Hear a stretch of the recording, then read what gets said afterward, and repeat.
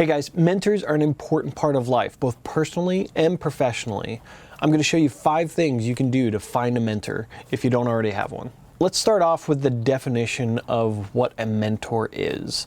And a mentor is this: someone who teaches or gives help and advice to a less experienced and often younger person. And John C. Crosby says, mentoring is a brain to pick, an ear to listen, and a push in the right direction.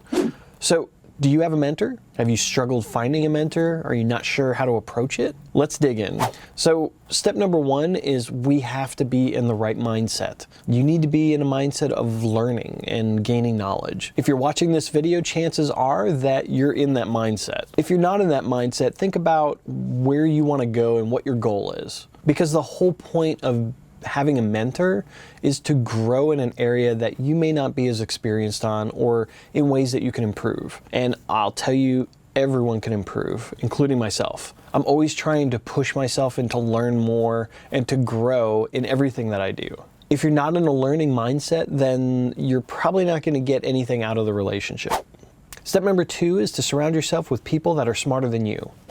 Jim Rohn says that you are the average of the 5 people you spend the most time with.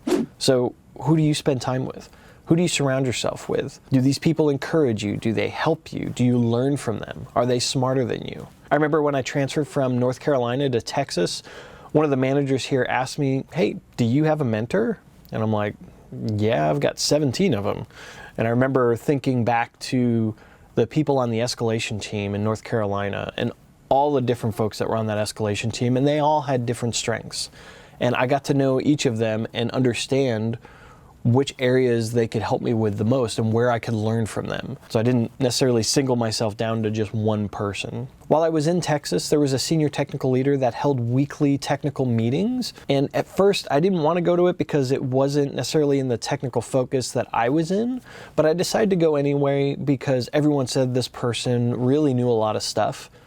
And as I attended, I learned things that I never thought I would learn. And I thought of different ways to ask questions. And really, we all grew together. So think about who it is that you surround yourself with and whether they're helping you or not. Step number 3 is to engage and ask questions.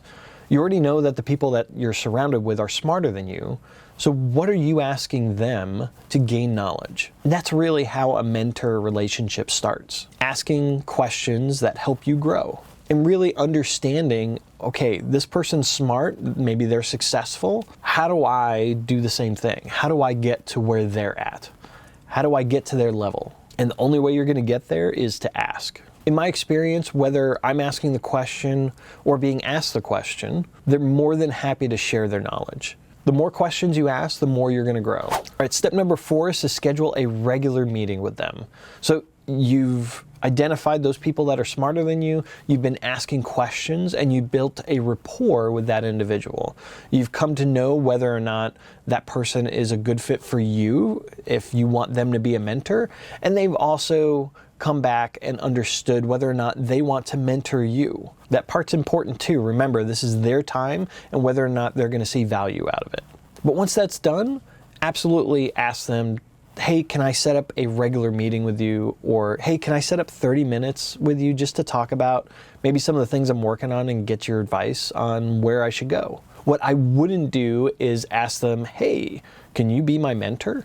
I usually wouldn't be that formal. I would do it a little more casually and ask those questions and get to know them, and it will build on itself. It'll come naturally. All right, step number 5 is to understand things will change. You're probably not going to have that mentor for the rest of your life. I know in my career I've had different mentors focusing on different things. Probably most recently I've had a career mentor and a technical mentor. Understanding that people have different strengths and I want to learn from what they're strong at. Always be mindful of your current state and situation and understand that as you engage with different people, you may discover that they have different strengths that you want to learn from. So don't be afraid to ask questions to other people. And I'll leave you with a quote from Benjamin Franklin where he says, "Tell me and I forget, teach me and I may remember, involve me and I learn." So engage with mentors, ask questions, and learn and grow together. All right, I'd love to know if you have other ways to find mentors that you found successful. Go ahead and leave that down in the comments below. And if this is your first time here or you like this video, be sure to subscribe. Every Wednesday, I'm trying to do a Wednesday wisdom type video focus. And really, this is about you. I want to help you be more effective and successful in the things that you do. So go ahead and subscribe and be part of the conversation.